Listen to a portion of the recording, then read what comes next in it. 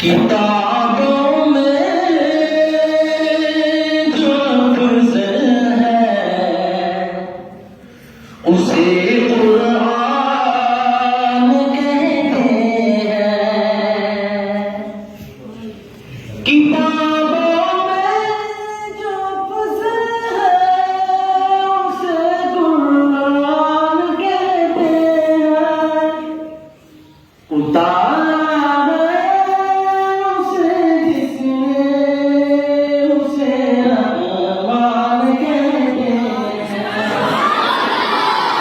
उतारा है उसे जिसने उसे रहमान कहते हैं। बसाए अपने सीने में जो उसके 30 पारे को, बसाए अपने सीने में जो उसके 30 पारे को। ज़माने